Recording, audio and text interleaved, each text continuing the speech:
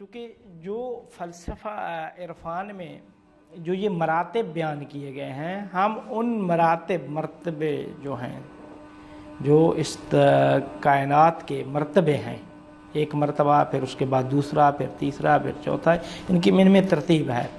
جب ہم ان کی شناخت کریں گے تو ان کی شناخت کے بعد ہی بڑی آسانی آپ کے لیے ہو جائے گی کہ آپ اس وحدت وجود یا خدا کو سمجھیں۔ کہتے ہیں کہ اب دیکھیں، ایک فلسفہ ہے، ایک عرفان ہے۔ اب فلسفہ میں یہ ہوتا ہے کہ وجود اس کے مرتبے ہیں، وجود ہے اس کے مرتبے ہیں بہت سارے۔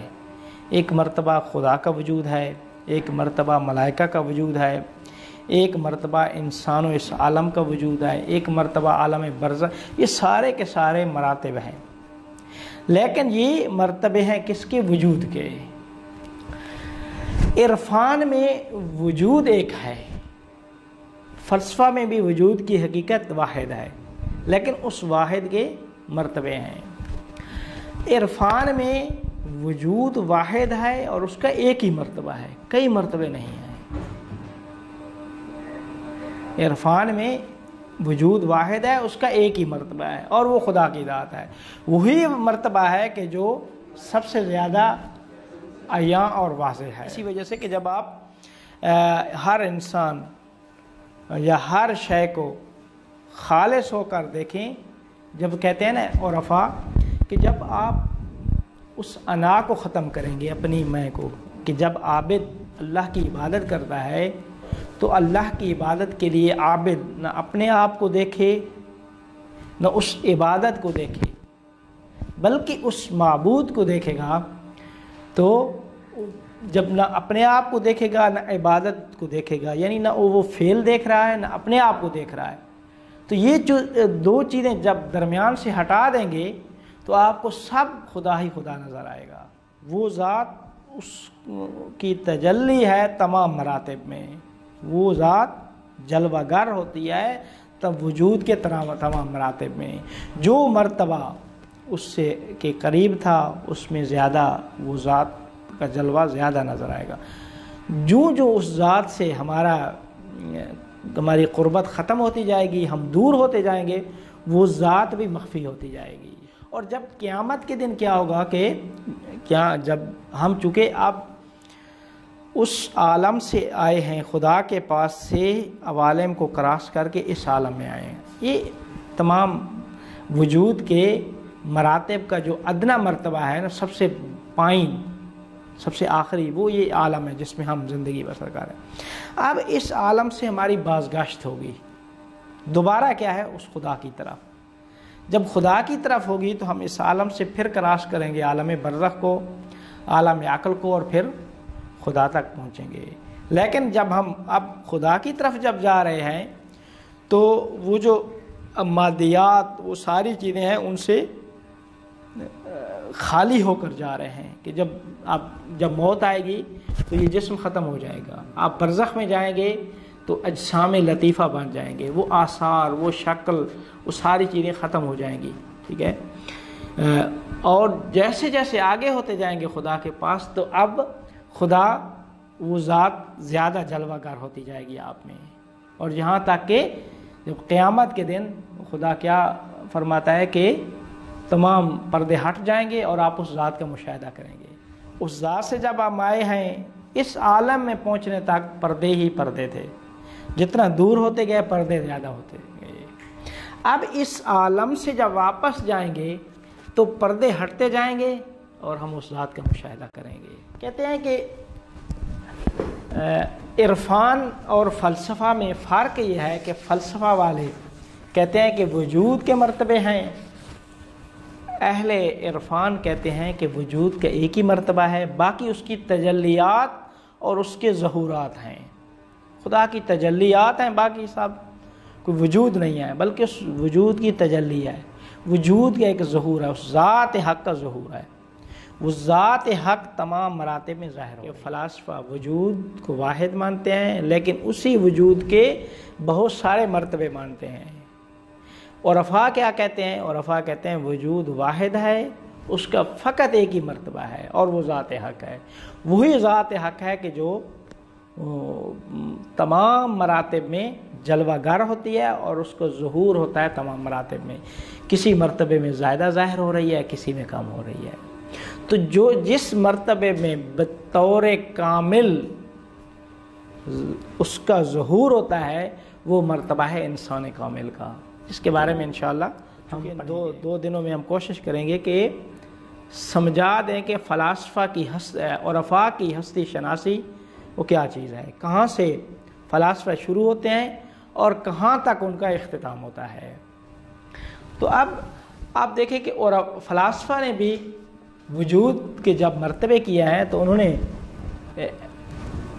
نے بھی ان عوالم کی تقسیم بندی کیا ہے کہ عالم وجود کی تقسیم بندی کیا ہے کہ وجود کا ایک عالم عالم الوہیت ہے، وہ خدا کا عالم. اس کے بعد ایک عالم عقل ہے، فرشتوں کا عالم، الوہیت الہ سے ہے الوہیت. دوسرا مرتبہ ہے عالم عقل، یعنی وہ فرشتوں کا عالم. عالم الوہیت کے بعد دوسرا مرتبہ ہے عالم عقل کا. عالم عقل کے بعد تیسرا مرتبہ ہے عالم مثال کا. عالم مثال جسے ہم عالم برزخ کہتے ہیں. چوتھا مرتبہ ہے عالم مادہ، عالم محسوسات، جس عالم میں ہم رہ رہے ہیں. یہ جو تقسیم ہے نا، یہ کہتے ہیں کہ سعودی تقسیم نزولی ہے. نزولی اوپر سے نیچے، ٹھیک ہے. قوس سے اس کو کہتے ہیں اصطلاح میں قوس نزولی. قوس اس تیر کو کہتے ہیں، کمان جی قوس نزولی ہے. اور ایک کہتے ہیں قوس سعودی، سواد سے ہے. سعودی ہوتی ہے نیچے سے اوپر، قوس نزولی اوپر سے نیچے. اب قوس نزولی اور قوس سعودی. قوس نزولی ہوتی ہے اوپر سے نیچے، یعنی خدا سے اس عالم تک جب ہم پہنچے ہیں. اب ہے قوس سعودی. اب ہم جب یہاں پہنچ گئے، اب ہم دوبارہ پلٹ رہے ہیں خدا کی طرف.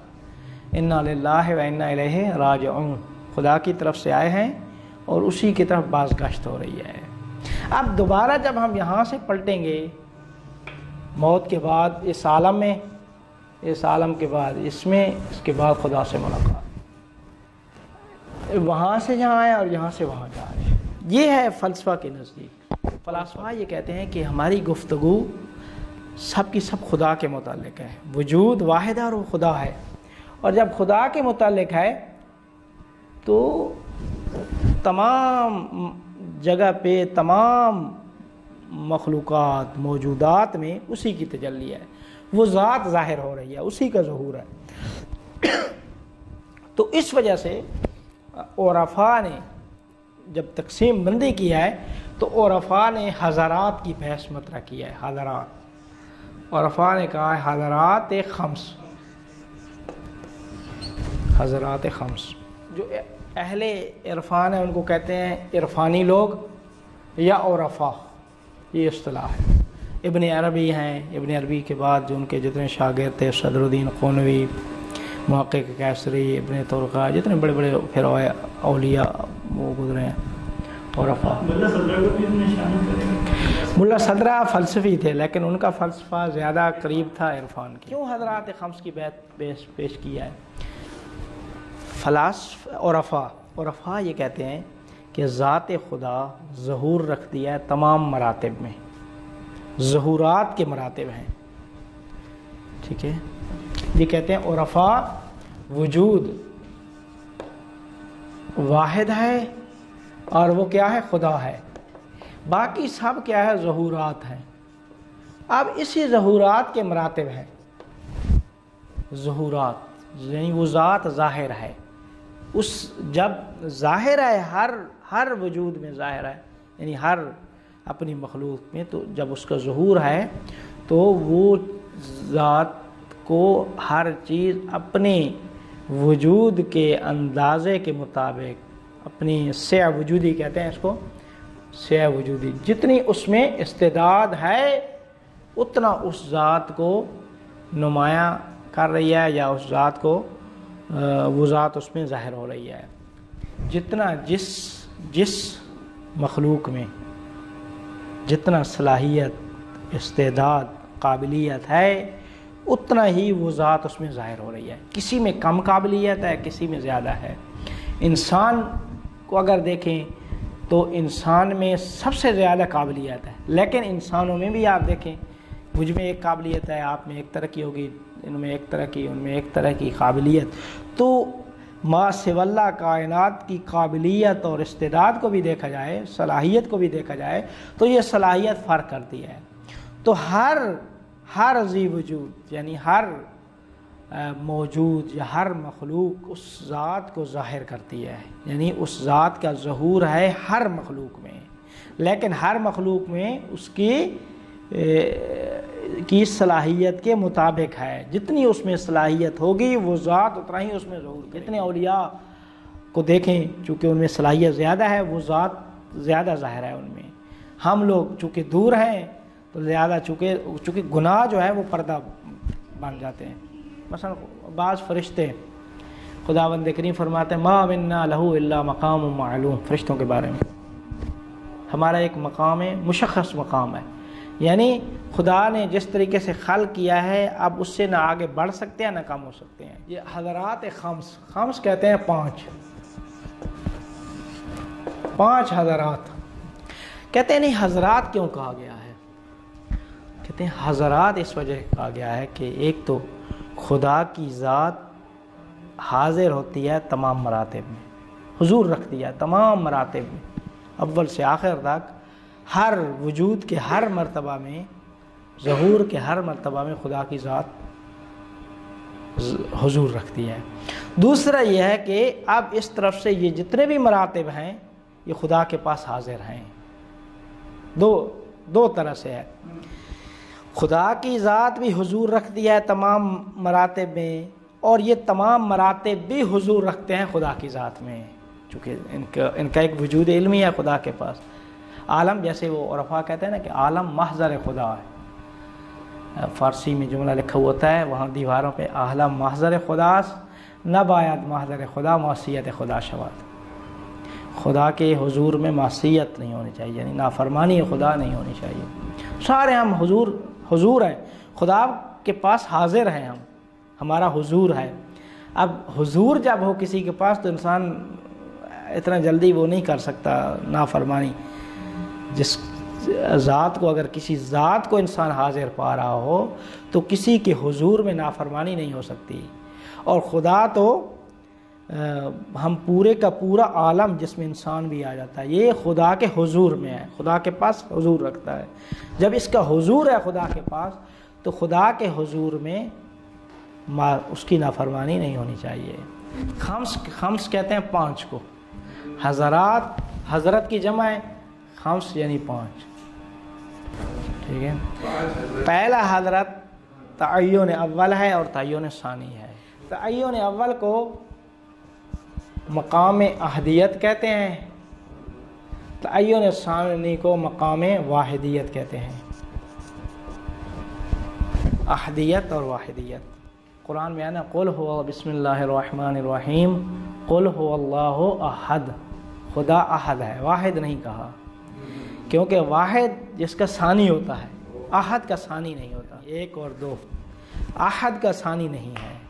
تو خدا هو اللہ احد، وہ احد ہے. ٹھیک ہے. اب قرآن میں کیا ہے؟ قل، آپ دیکھیں قل هو اللہ احد.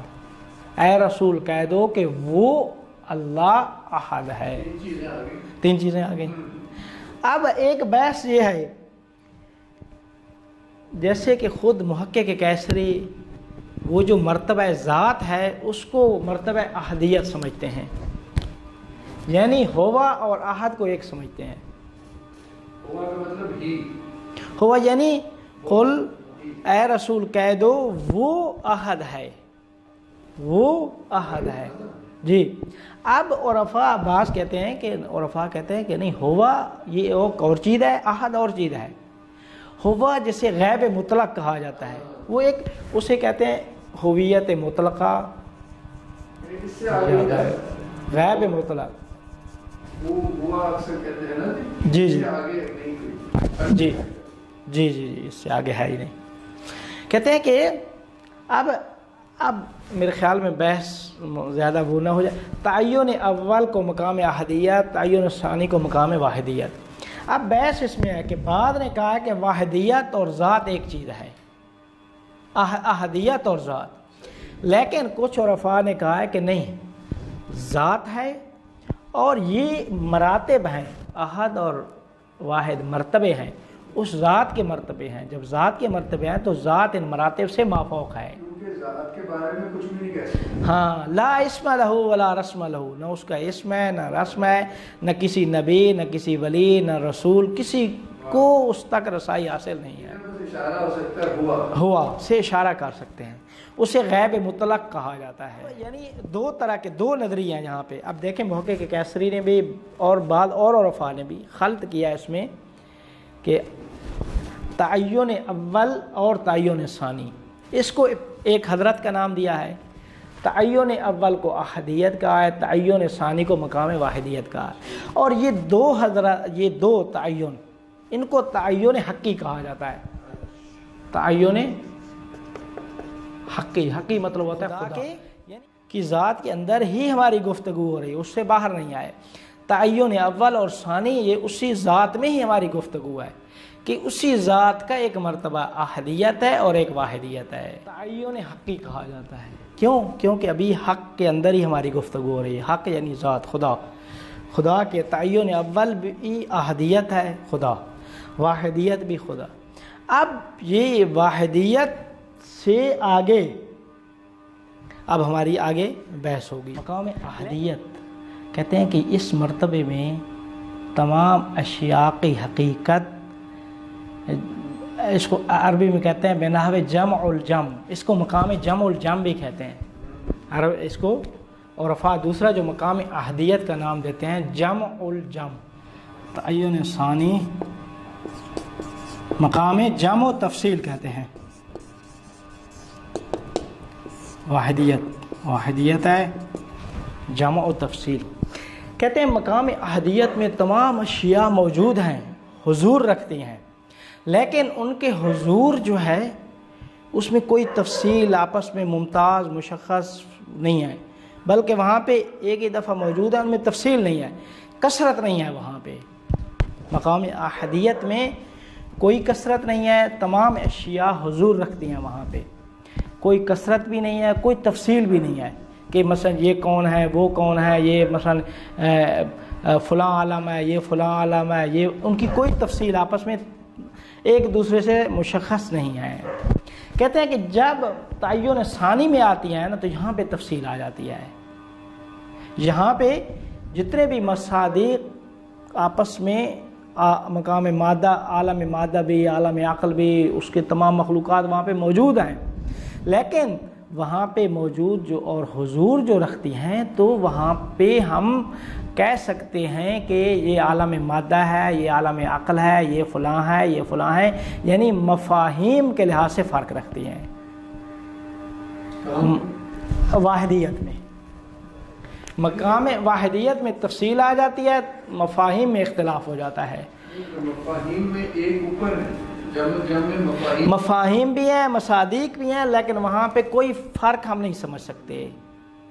مقام احدیت میں جتنی بھی سب اشیاء حضور رکھتی ہیں، لیکن ان کے حضور کی تفصیل، ان کی کثرت، ان کا آپس میں اختلاف، وہ کیا ہیں کچھ بھی نہیں سمجھ سکتے. جی، ایک اصطلاح ہے مقام جمع الجم، یعنی سب چیزیں جمع ہیں، لیکن وہ بھی جمع کس طرح سے ہیں؟ اس طرح سے جمع ہیں کہ ان میں کوئی کثرت نہیں ہے، کوئی ان میں اختلاف فرق ہم نہیں سمجھ سکتے. لیکن جب واحدیت میں آتے ہیں تو مفاہیم کے اختلاف اور فرق کو عقل سمجھ سکتی ہے، وہاں نہیں سمجھ سکتی احدیت میں. وہاں جی وہاں نظر ہی نہیں. یہاں وہ آ جاتی ہے احدیت میں ہر مفہوم، یعنی جو آپ کے کنسیپٹ ہیں جو ذہن میں ہے، وہ ایک مصداق کا تقاضا کرتا ہے.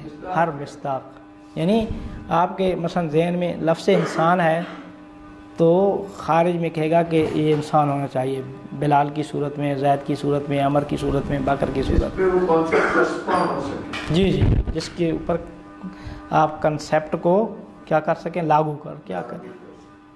مصداق فرماتے ہیں کہ ہر مفہوم کو مصداق کی ضرورت ہوتی ہے، چونکہ ذہن میں جو کنسیپٹ ہیں اس کے مصداق کی ضرورت ہے. تو جو مصداق مفاہیم، یہاں سے مفاہیم مصداق طلب کرتے ہیں، ٹھیک ہے، یا دوسرے لفظوں میں یہ کہیں کہ مفاہیم مظاہر طلب کرتے ہیں. اور وہ مظاہر کون ہوتے ہیں؟ آیان ثابتہ.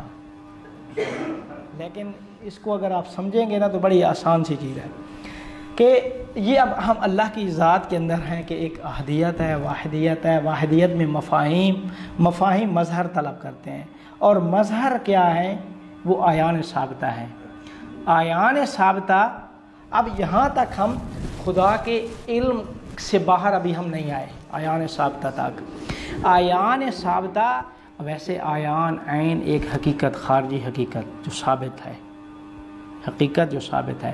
لیکن آیان ثابتہ یعنی اشیاء کا وجود علمی. ہاں، عین چشمہ کو بھی کہتے ہیں. عین کے 70 معنی کو اس میں، چشمہ کو بھی کہا جاتا ہے، سورج کو بھی کہا جاتا ہے، گھٹنے کو بھی کہا جاتا ہے، سونے کو بھی کہا جاتا ہے، بہت سارے معنی ہیں. لیکن آیان ثابتہ کہ یہ دوسرے لفظوں میں ہم یہ کہہ سکتے ہیں کہ یہ مصدر، یہاں سے اشیاء آگے یعنی شروع ہوتی ہیں، چونکہ یہاں سے بعد جہان شروع ہوتا ہے. میں یہ سمجھانا چاہ رہا ہوں. تو اس وجہ سے جو آپ معنی فرما رہے ہیں نا مصدر یا آغا، وہ شاید آیان ثابتہ کا وہ معنی صحیح ہو. جی جی، خدا کی ذات میں بھی ظہور ہے، احدیت، واحدیت، یہ مفاہیم، یہی مفاہیم آخر علمی وجود ہے نا. ذہن میں جب ہوتی ہیں انسان کی تو علمی، ان کے مظاہر یہ آیان ثابتہ ہیں. آیان ثابتہ ان مفاہیم جو مقام واحدیت میں ہیں، ان کے مظاہر آیان ثابتہ ہیں، یا مصداق آیان ثابتہ ہیں. اب یہ عین ثابت، یہ ہر اشیاء کا وجود علمی ہے.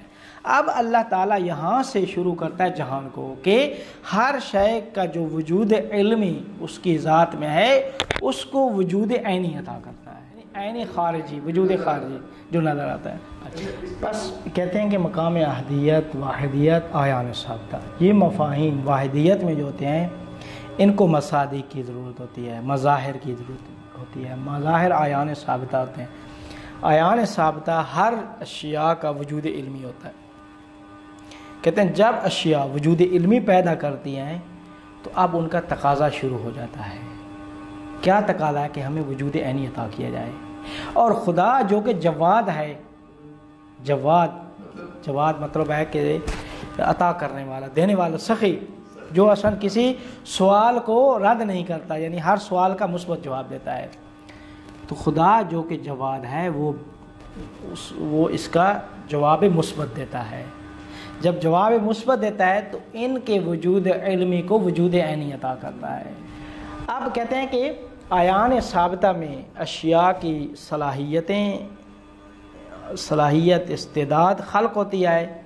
اب اس کے بعد چونکہ یہ صلاحیت، استعداد خلق ہو گئی تو ان کا جب تقاضا شروع ہوا تو تقاضا کا خدا نے جواب مثبت دیا. وہ یہ تھا کہ ان صلاحیتوں کو وجود عینی عطا کیا. جس میں جو صلاحیت تھی اسی کے مطابق اسے وجود عطا کیا. کسی کو فرشتہ بنا دیا، کسی کو نبی بنا دیا، کسی کو رسول بنا دیا، کسی کو انسان بنا دیا، کسی کو حیوان بنا دیا. جتنی بھی ما سوی اللہ جو چیزیں، اب یہاں سے تخلیق شروع ہو رہی ہے.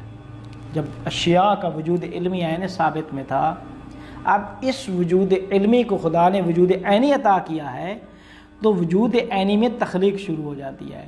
تو یہ جو تخلیق ہوئی ہے اشیاء کی، ہر شے کی صلاحیت اور استعداد کو مد نظر رکھ کر جس میں جو صلاحیت یہاں پہ تھی اس کو وہاں پہ وہی وجود عینی عطا ہوا ہے.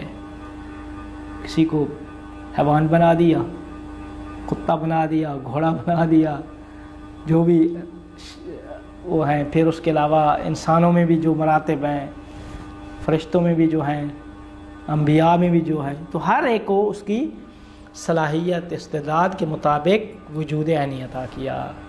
تو سب سے پہلی چیز جو خلق ہوئی وہ عالم عقل ہے، یہاں کے بعد عالم عقل شروع ہو جاتا ہے۔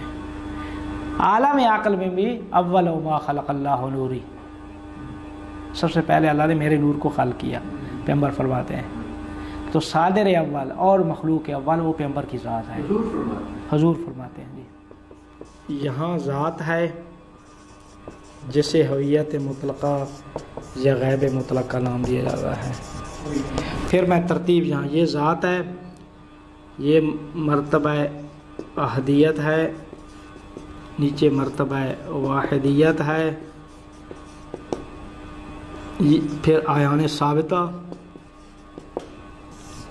ان کو تعین اول و ثانی یا حضرت اول بھی کہا جاتا ہے، ٹھیک ہے۔ اب یہاں سے جہان کی تخلیق شروع ہوتی ہے۔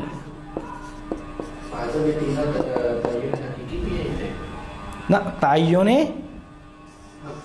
حقی، حقیقی نہیں، حقی یعنی خدا کی ذات کے اندر ہے نا۔ ابھی مرتبہ احدیت ہے، ثابتہ تو انہی کا وہ ہے نا، مرتبہ احدیت سے واحدیت سے ہی آئے ہیں۔ یہ مرتبہ احدیت اور واحدیت کو تعین حقی کہا جاتا ہے۔ یہاں سے پھر حضرت دوم شروع ہوتا ہے، عالم عقل، ٹھیک ہے، عالم عقل۔ اس کے بعد یہ تعین خلقی، نور، عالم ارواح بھی کہتے ہیں۔ عالم عقل، یہ پہلا عالم عالم عقل ہے، یہ حضرت دوم۔ جب خدا کی ذات سے ہم باہر نکلے آئے، تخلیق شروع ہوئی ہے، تو پھر تعین خلقی بن گیا، یعنی تعین خلقی میں پہلا عالم عالم عقل آیا، تیسرا حضرت عالم مثال جسے عالم برزخ بھی کہا جاتا ہے، چوتھا عالم عالم مادہ جس عالم ہم ہیں، چوتھا حضرت جی۔ اب عالم عقل و عالم مثال و عالم مادہ یہ سب تعین خلقیہ ہیں، حقی نہیں ہیں۔ واحدیت میں چونکہ کثرت، چونکہ مفاہیم میں تقسیم آ جاتی ہے، تفصیل آ جاتی ہے، تو واحدیت سے ہی عالم عقل وجود میں آتا ہے، چونکہ آیان ثابتہ آ گئے، اور عالم عقل و عالم مثال و عالم مادہ اور انسان کامل، پانچواں حضرت جو ہے نا وہ آخری انسان کامل، جو جامع جسے کہتے ہیں جامع جمیع حضرات قدری، یعنی جو ان تمام حضرات کا سارے کے سارے حضرات اس کے اندر موجود ہوتے ہیں۔ جامع جمیع مراتب یعنی ان تمام مراتب کا جامع، یہ تمام مراتب جس کے اندر موجود ہوتے ہیں۔ انسان کامل ہی وہ ذات ہے کہ جس کے اندر یہ تمام مراتب پائے جاتے ہیں، اور جو ان تمام مراتب کو کراس کر کے وہاں تک، چونکہ انسان میں کیپیسٹی ہے